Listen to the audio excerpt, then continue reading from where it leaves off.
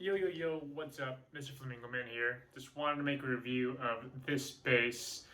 I think I've had this for almost 6 months now. So this is my 6 month bass review of the Ibanez EHB1000 something.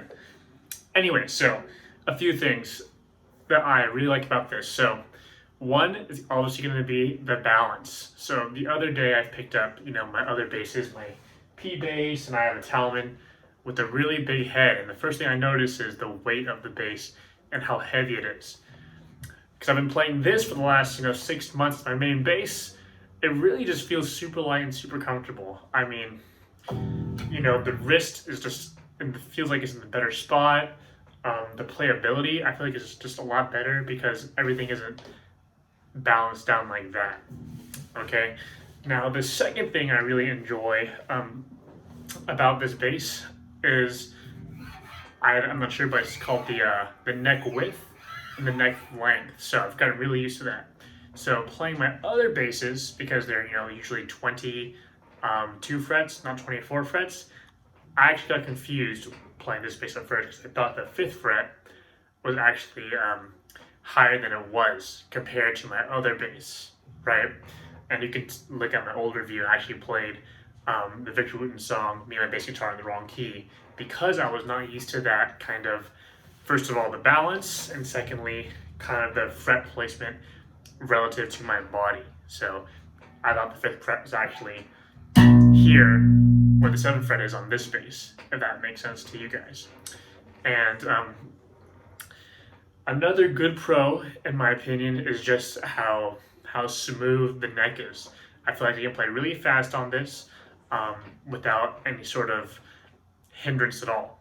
And another thing I thought was really great was, even though there's 2 pickups here, to play slap bass, which is kind of my favorite thing to do, the pickup's not really in the way.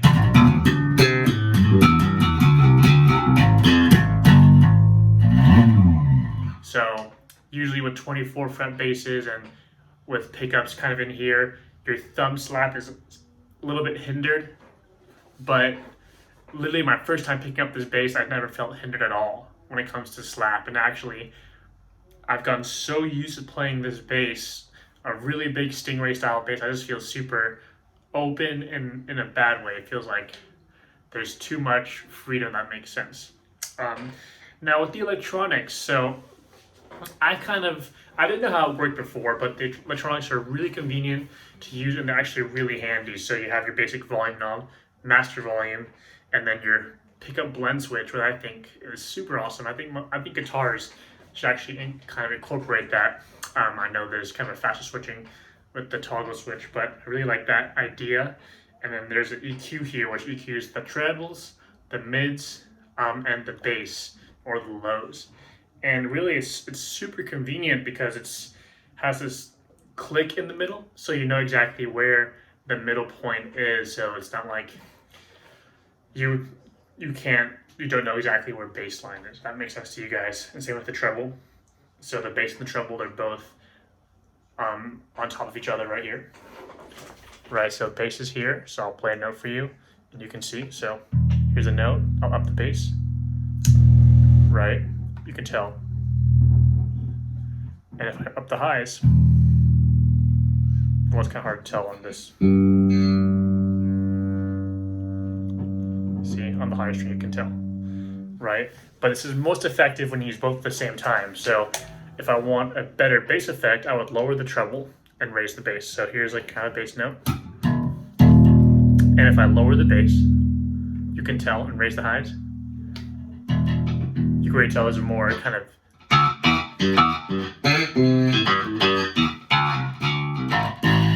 radio kind of sound.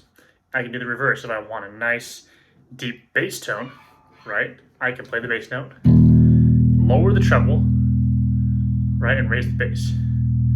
You get almost like a subwoofer club kind of party vibe, right? My room is shaking, so I can't do that too much. And then the mids, honestly, this is more, I think, for your solos, or we're trying to get that wall sound effect. And how the mids work is you have a range on the top, which I think is the right word for it, and then on the bottom is kind of, I think, the boost for it. So Middle is exactly neutral. If I turn it this way, so to my right, it will lower it, right? You can see that it's lowering it. If I turn to the left, it raises it. So here's neutral. I raise it. See that?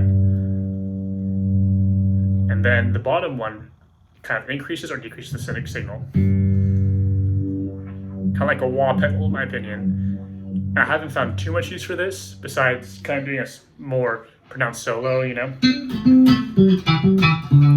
Cut through the mix more, or just really for this kind of wah effect.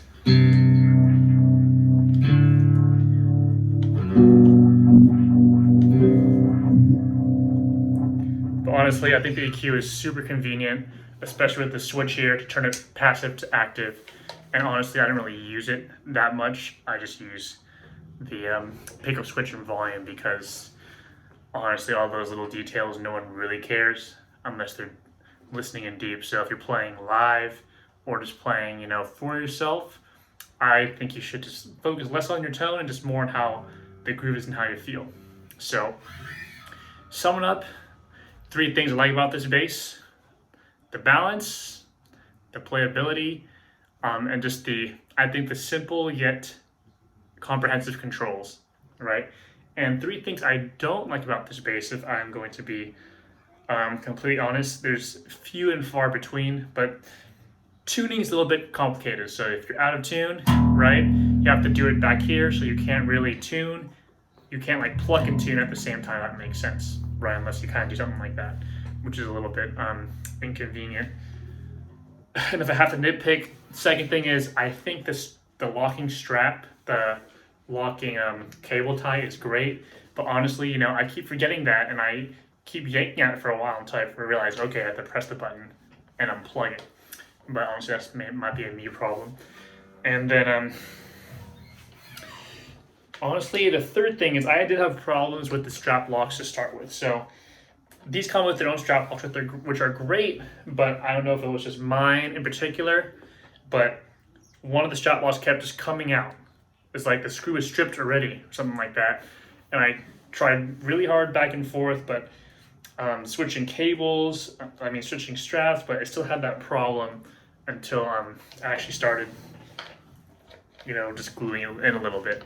So those are kind of my 3 nitpicks, but honestly, overall, I've played guitar for, I think, over 10 years now.